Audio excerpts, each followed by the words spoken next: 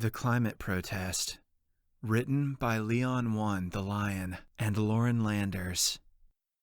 The group of climate change activists had arrived at Tony's sawmill at about 6 a.m. in the morning, just as the mill was opening its doors for the day. Now, the protesters sat scattered about the industrial central milling room, legs crossed or sprawled out over the concrete floor. They watched as the large toothed saw chewed its way through log after log, their faces lit up by the blue screens of the cell phones they held in front of them, recording. A few of the protesters howled obscenities into their phones as they watched, their fury sending spittle lashing against their phone screens. Some of them had glued their hands to the floor. Others had chained themselves to railings, gangways, and anything that looked like it wouldn't move. Their protest had been less successful than they had hoped. The staff mostly ignored them and went about their day unbothered, and the press hadn't shown up. Some of them crunched at crackers or cookies or whatever else they'd shoved into their backpacks and pockets that morning. Earlier, one of Tony's employees had even passed out water bottles to the protesters. Couldn't have them dying of thirst on company property, after all. It didn't take long for them to get bored.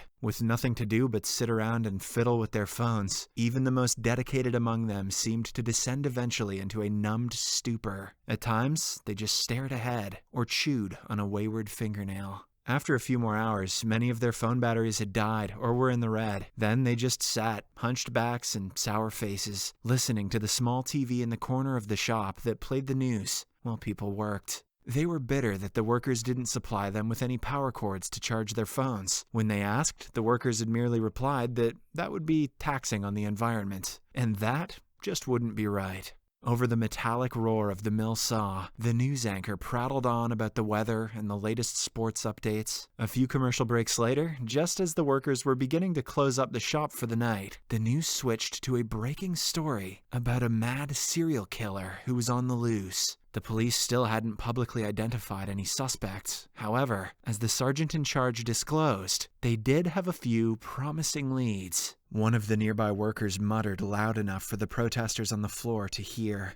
"It sounds like a monster, or a bad fusion with a parasynthesist to me. That ain't no cop killer, not with a blood trail like that. I don't care who you are, anytime a case like this crops up, the supernatural is always involved."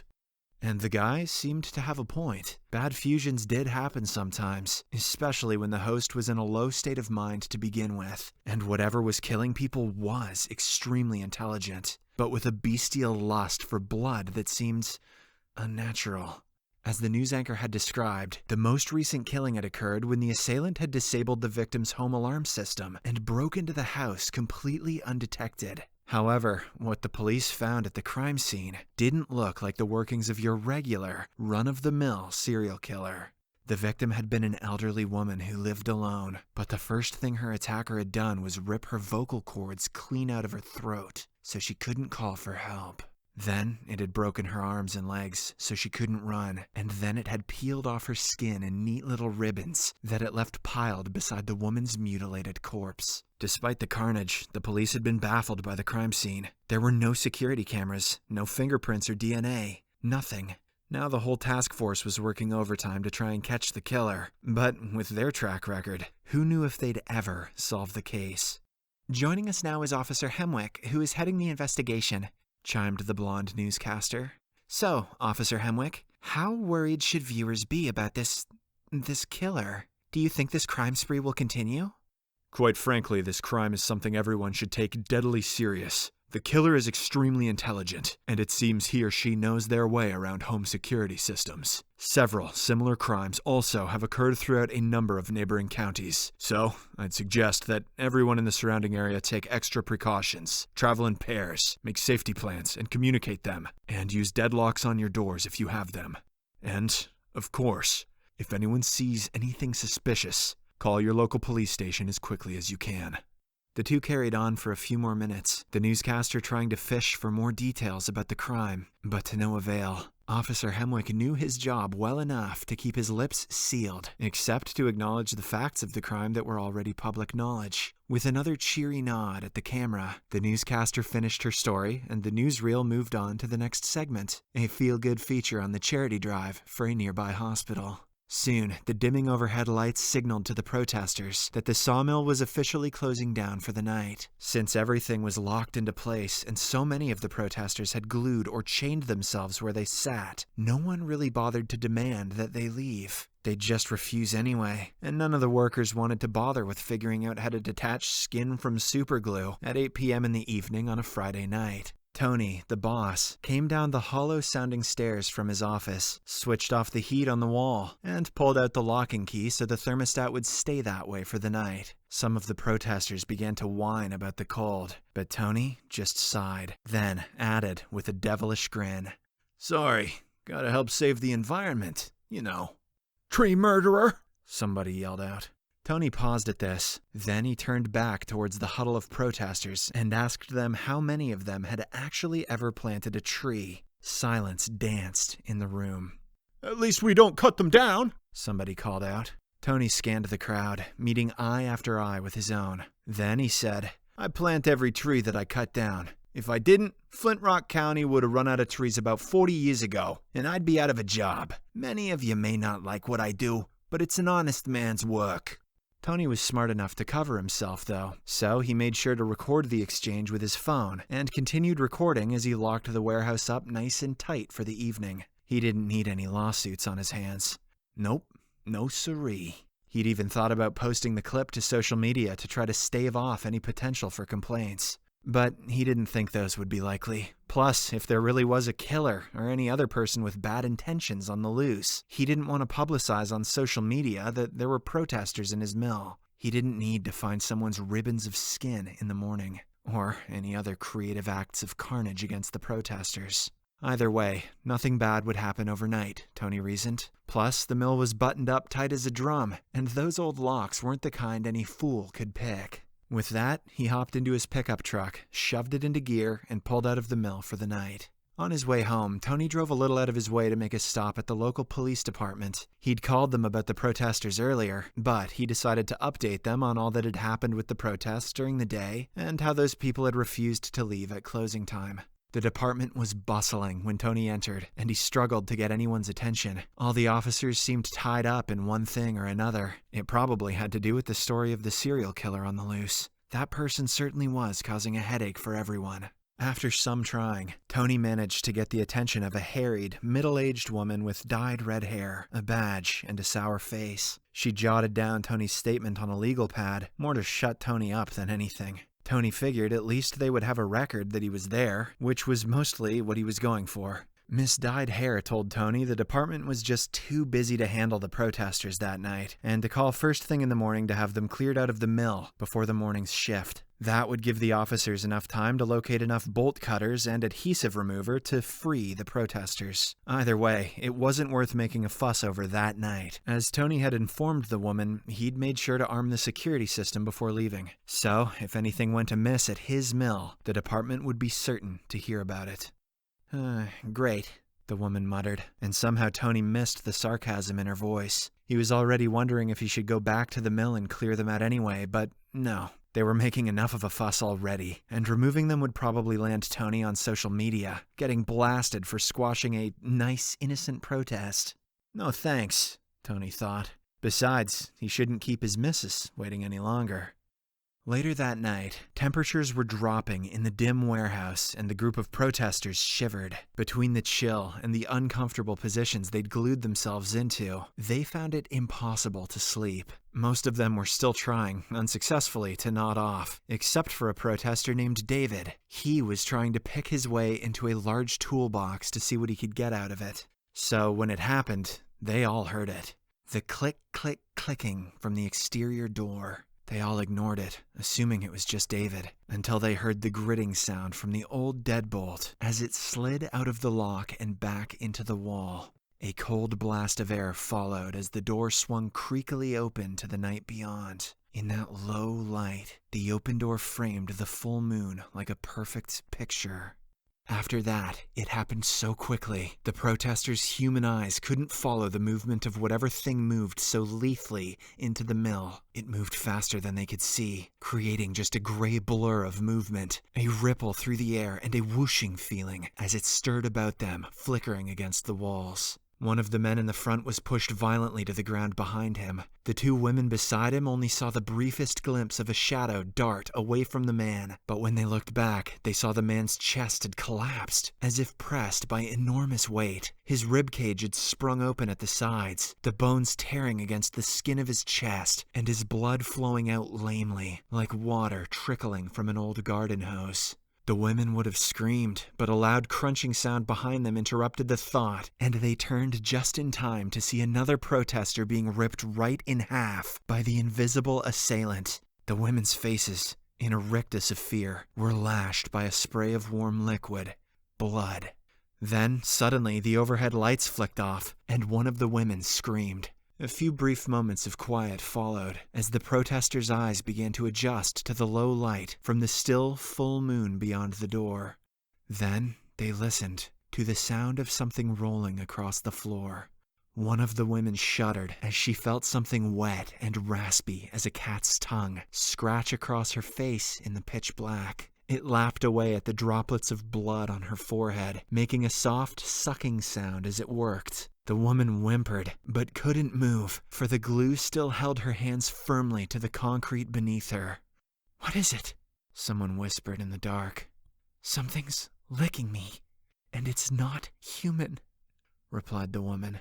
A low blue light began to glow to the woman's left. One of the protesters had produced a small keychain, which he held aloft in a shaky grasp. The frail light just barely illuminated the space around them, but it was enough to see the large and jagged form of the creature that bent low over the whimpering woman. It licked luxuriously at her face with a long and forked tongue. The woman began to scream, but the sound was cut off sharply by a squelching noise as the creature batted the woman's head clean off her neck with a swift movement of its large paw. A rabid fear shook the remaining protesters as they realized they were all about to die. Jangling sounds followed as keys were produced from jacket pockets, and fumbling fingers tried desperately to unlock handcuffs and chained locks. Some tried to run blindly, yanking their glued hands and feet from the warehouse floor. Some left skin and a trail of blood in their wake. They began to surge in every direction, blind and discordant as wasps kicked free from a nest.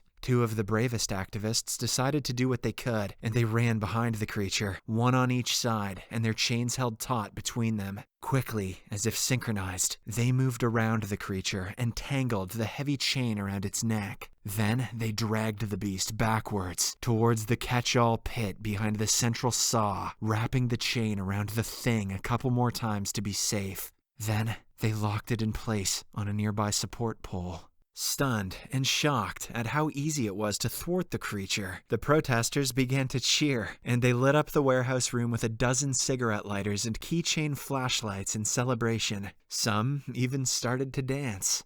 But the moment was short-lived, as one of the people closest to the creature heard a rattling sound and turned to see the empty chain piled up in a heap on the floor. The creature was gone. "It got free!"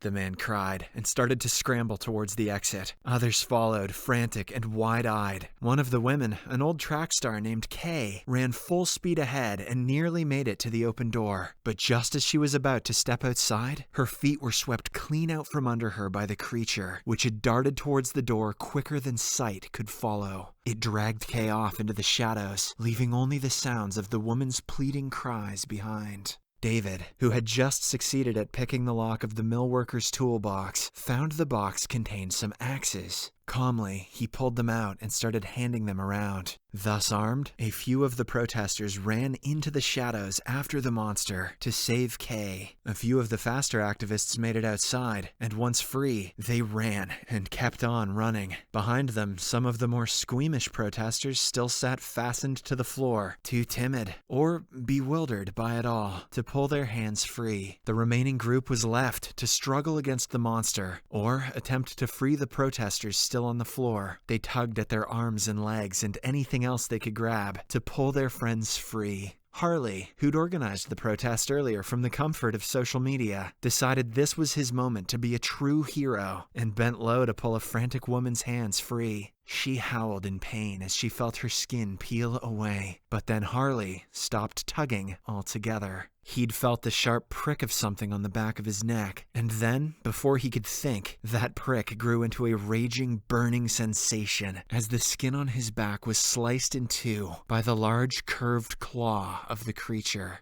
Harley turned slowly to see the creature crouching low behind him. He could see the thing's tongue silhouetted against the moon, ready to lap at the back of his neck. Then, the creature's eyes glittered like a cat's eyes and shone brightly as if lit from inside. He was too afraid to scream, so the others screamed for him as the creature thrust out one curved claw and wrenched out Harley's left eyeball. With another swift movement, the creature tossed the eye into its mouth and devoured it with a wet crunch. Suddenly, from the darkness behind the creature, David darted out, his axe held high above his head in his two rough palms. Then he brought the blade down with a sweeping movement and sent it crashing into the creature's thick skull. One of the two remaining protesters cheered as David hit the creature again and again. A black, pulpy blood splattered about with each blow of the axe, and the creature crumpled to the ground. But then, in a single movement, the creature's clawed paw shot back upwards, catching the axe in mid-swing. It waited for David to process the fact that he'd lost, and something that looked a bit like a smile flitted across the creature's face. Or maybe it was just that its mouth spread open to show its fine and jagged teeth, lined up neatly and in many rows like a shark's. Then, the creature struck out with another paw, clasped David around the neck, and sprung upwards in a fluid movement towards the ceiling of the warehouse. There it clung to a wooden beam and slammed David's body against the ceiling, sending his blood to wash over the protesters below in a fine crimson mist. Beneath, the remaining protesters scattered again and hurled themselves towards the exit. A few more slipped away into the night.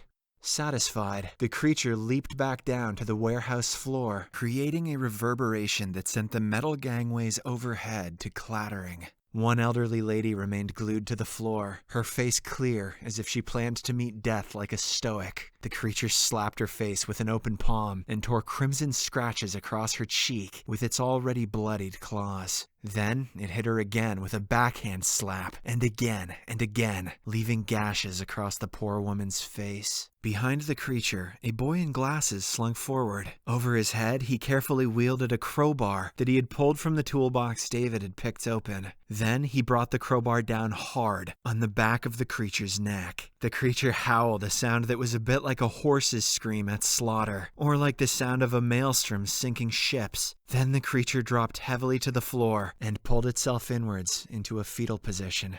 It lay still.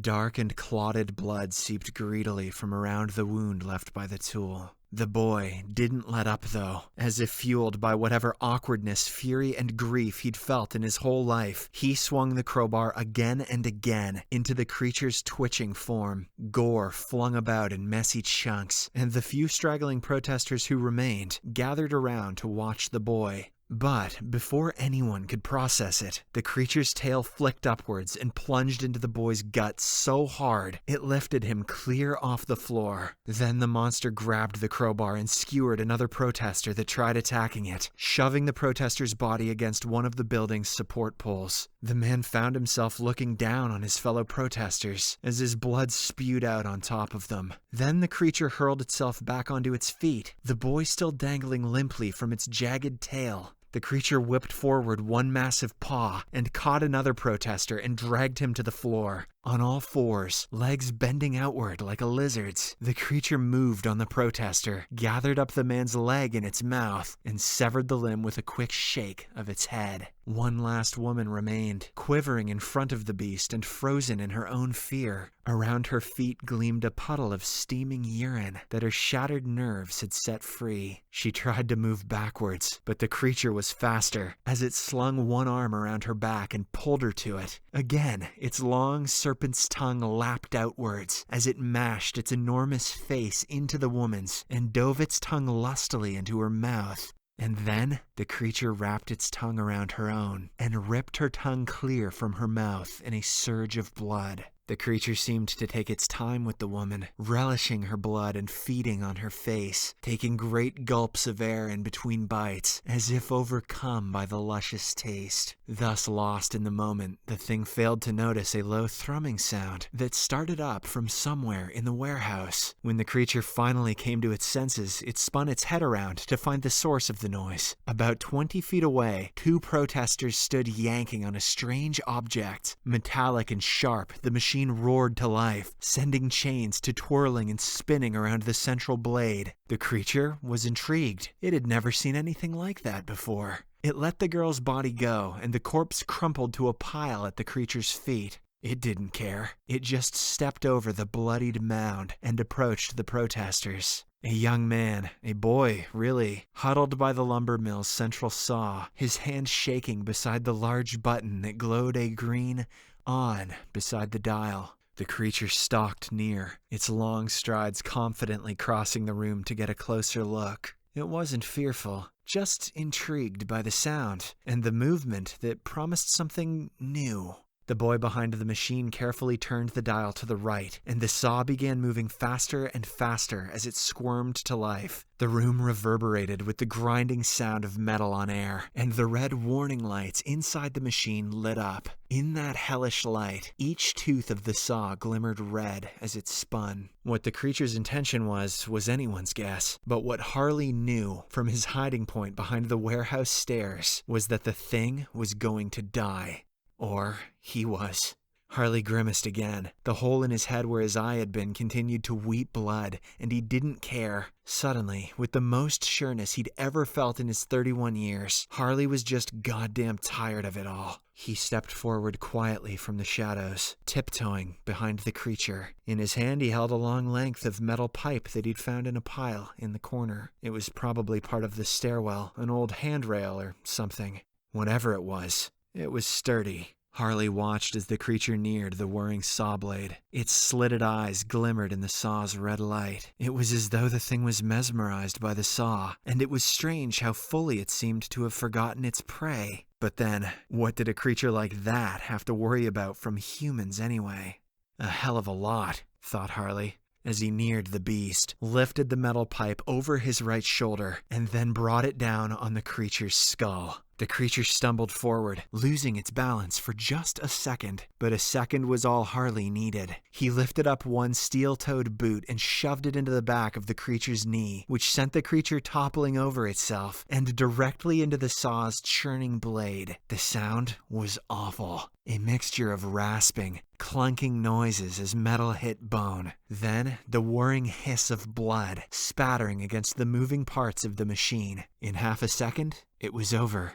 The creature lay shredded in the saw's mouth, while the conveyor belt chugged along beneath it, sending hunks of gore into the catch-all pit below. The boy behind the machine slammed his hand into the machine's off button, and the saw came to a clattering halt. Harley wiped the sleeve of his flannel shirt against his face, rubbing away the wet blood he found there, a mixture of his own and the beast's. Is it dead? The boy's trembling voice asked.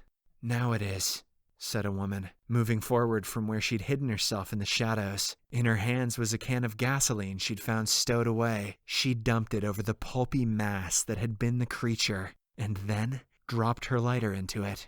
With a whoosh, the thing went up in flames, and Harley took a step back, squinting his one good eye and raising an arm to shield himself from the intense heat. They never finished them off in the movies, said the woman. Don't need that shit making a comeback. She spit into the flames, and then dropped the empty can with a clatter at her feet. The three of them moved together, shoulder to shoulder, to watch the creature burn. Whatever the creature was, it made green flames as well as orange. That was unreal, said the boy. Damn straight, said Harley, moving closer to the fire. No one said it, but they all felt the unusual draw of the flames. They couldn't look away, and suddenly, they didn't want to. When their tongues grew longer and split into forks, they hardly noticed, and they smiled easily when their fingernails began to lengthen into claws, longer than their human fingers had ever been. Tony, they said to themselves. Where is he?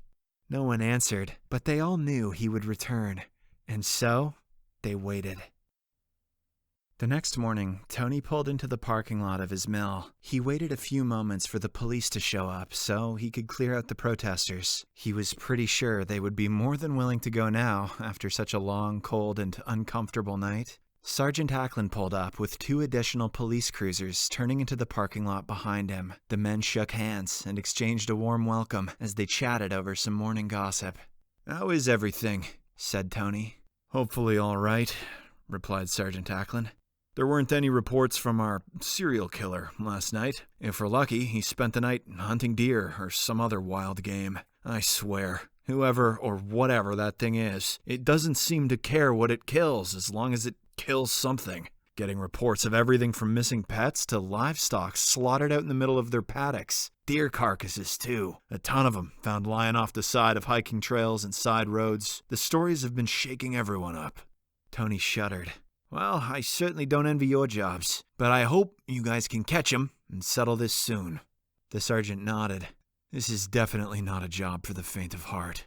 With that, the men descended into a heavy silence, and they decided it was time to head into the mill and clear out the protesters. Moving towards the door, Tony muttered, "That's odd. I distinctly remember locking the door last night." Ackland's brow knitted with concern, and he turned to his officers, telling them to grab their long rifles out of their cruisers.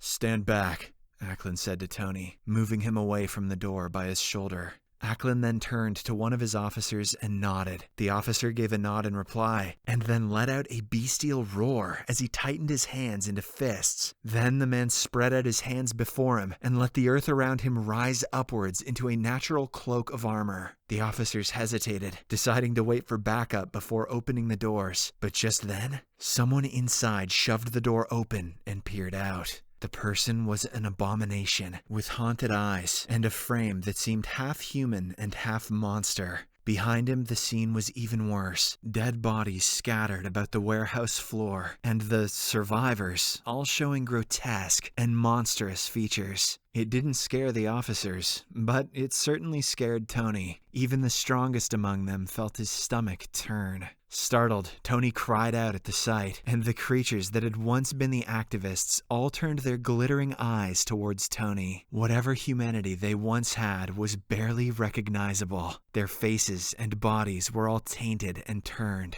"We're going to kill you, Tony! We're going to kill you, Tony!" They cried out and lunged towards the door. "Open fire!" cried Ackland, and the police began raining down a hellstorm of bullets onto the beasts. The bullets found their targets and dug deep into the monster's flesh, but they kept coming, unfazed. The officer in the earth armor dropped his hands to the ground and slid his hands forward. The earth listened to his magic and moved upwards with his motion, curling up like a wave in front of the doorway and blocking it. It wasn't enough, and a few of the creatures broke through anyway. Before anyone could think, the beasts were on top of the officers. They lashed out and dug their claws into the officers' flesh and shoved them to the ground. Nearby, other officers grabbed up their guns and began using the butts as clubs, knocking the monsters free from their would-be victims. The officers then dogpiled the monsters and struggled to restrain them with their silver handcuffs. The officer with earth armor called upon his magic again, and the earth began to surround the monsters, pinning them down better than the officers could. But they didn't get a moment of relief, as the sound of breaking glass signaled that more creatures were coming. The beasts threw themselves straight through the glass windows and onto the police officers below.